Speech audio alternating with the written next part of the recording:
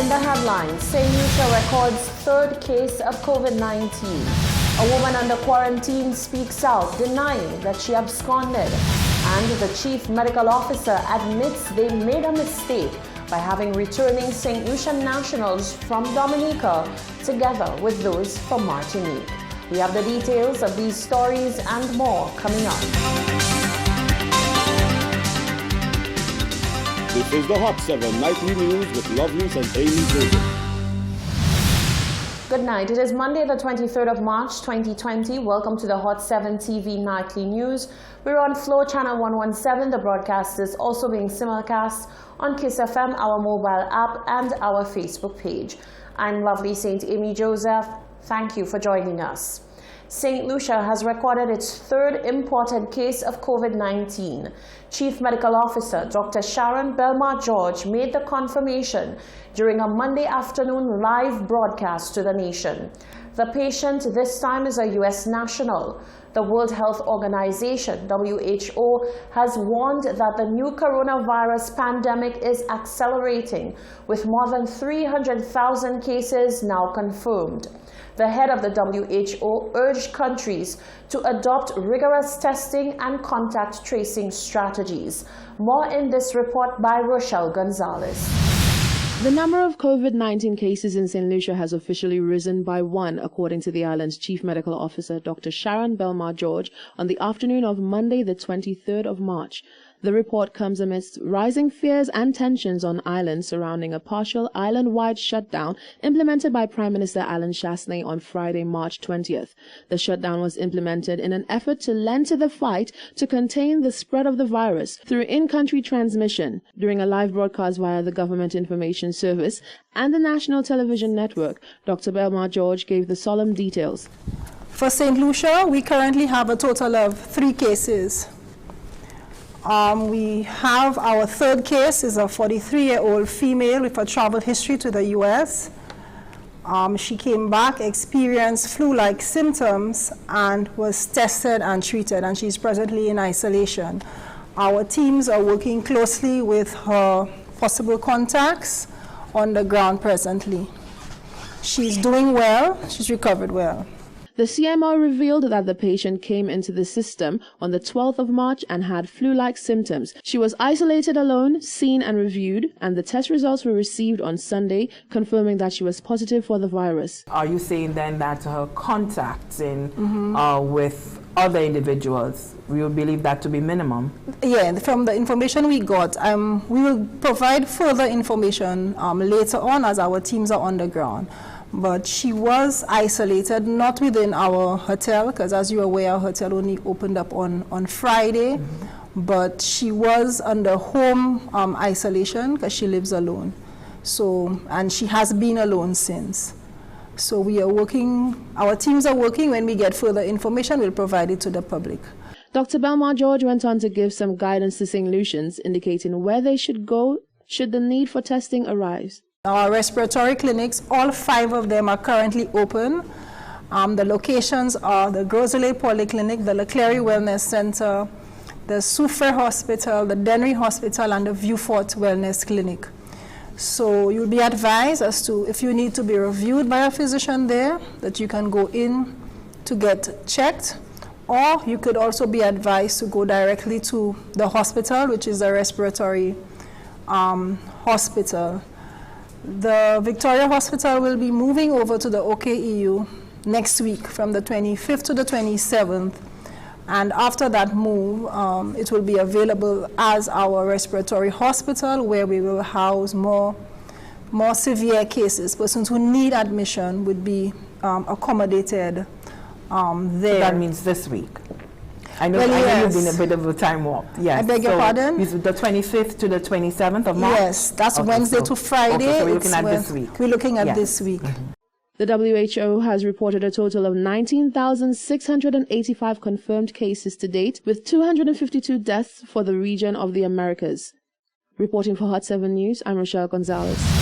The government of St. Lucia has announced the closure of St. Lucia's airports to all incoming commercial and private flights effective 11:59 p.m. today, Monday, the 23rd of March. all airports will be closed to all incoming passengers until Sunday, the 5th of April 2020. Aircraft facilitating departing passengers repatriating from St. Lucia will be permitted. Air cargo operations are also permitted. This is part of the government's efforts to contain the spread or the importation of new cases of COVID-19. The government of St. Lucia has already closed schools, imposed travel restrictions, and scaled back on non-essential services in an effort to contain the virus. The island's chief medical officer, Dr. Sharon Belmar George, has admitted that officials made an error when facilitating repatriation of St. Lucian nationals from Dominica and Martinique. Martinique is a COVID-19 high-risk area, while at the time Dominica had no cases. Yet officials had everyone traveling on the same vessel. We did have some errors, I must admit. During our first group, there was a group, about 7 Dominicans, who were not supposed to come together with the group because Dominica on Friday, there were no cases of COVID-19, so they were not seen as a risk. But did they travel on the same express diesel vessel? But they were separated in terms of the part of the boat. So this was one of the errors that was made, and we've reviewed to ensure that it does not happen again, that it's only those who need to come into quarantine would quarantine. That was Chief Medical Officer Dr. Sharon Belmar George. News spread like wildfire over the weekend of a woman from Dennery who absconded from quarantine at the Starfish Hotel. The woman at the center of the controversy is speaking out, stating that it is imperative that she clears the air about what she says really happened. Over the weekend, the country was shocked and outraged to learn that individuals were absconding from quarantine. Social media quickly became ablaze with photos of the reported offenders. Yolanda de Tourville-Herrely says when she left the Starfish quarantine facility, it was not by escape, but rather she was transported to hospital via ambulance. Some people have seen I left the hotel by myself. I never did. I had an asthma attack, I had a seizure, I was taken to hospital via ambulance with all my necessary. They took care of me at VA. She says that once discharged from hospital, she went home. As incredulous as it sounds, Herrely says she did not receive instructions to do otherwise. Saturday morning, I was discharged and sent home. Okay? That is the way, that's how I found myself to my home. Right? This is what I got when I left the hospital Saturday morning. She says her family has been subject to lots of backlash and she is pleading with the public to have some compassion. Behavior and communications specialist Bennett Charles describes it as sad, the scene that played out at the port when returning nationals arrived here in St. Lucia. He says the paramilitary approach as opposed to a humanitarian approach was concerning. Bennett Charles is questioning why the Red Cross was not leading the charge when St. Lucian nationals were received from Martinique and Dominica. Charles says the heavy presence of law enforcement at the port was disturbing. He called it a display of a lack of humanity. In my humble opinion, looking forward to seeing, first of all, a Red Cross sign at the port, and it was sad that the Red Cross was not present. What we saw was the sort of military or paramilitary approach by the Royal St. Lucia Police Force in receiving the returning nationals. All get up in riot gear with the automatic weapons. It sends a message. This is actually a medical intervention, not a paramilitary intervention.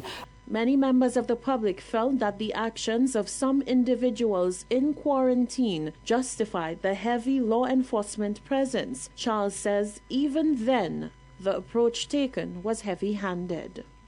Again, another issue, going out on television and speaking about the fact that these are highlighting these persons as criminals and that if anyone sees them, they should call 999. I think the best thing to do is to really approach this from a medical standpoint. If persons have breached the security of the quarantine area, the best, we do have a 311 number, which is the COVID hotline. That is the number maybe that should be called, or medical personnel, because it's the way you approach the situation that determines how people behave towards being quarantined for 14 days. Charles is of the firm belief that the Red Cross should have been the leading charge on the quarantine endeavor.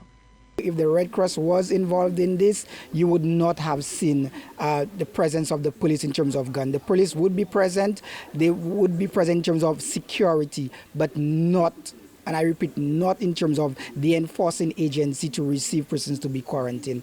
And it's very sad. Maybe, I mean, I worked with the Red Cross for a while and I understand the role of the Red Cross, and it is sad that the Red Cross was not present. I do think that most likely NIMAC, and by extension the Prime Minister, who's the chair of NIMAC, was most likely misinformed on how to really roll out the receiving of the nationals at Port Castries. As a concerned citizen and human rights advocate, he calls on state agencies to respect the rights and opinions of citizens. This is the Hot 7 TV Nightly News. Still to come, are bus drivers complying with the 10-person limit protocol? Many admit that they're not.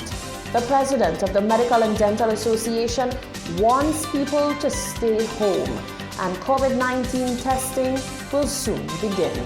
That and more coming up after the break.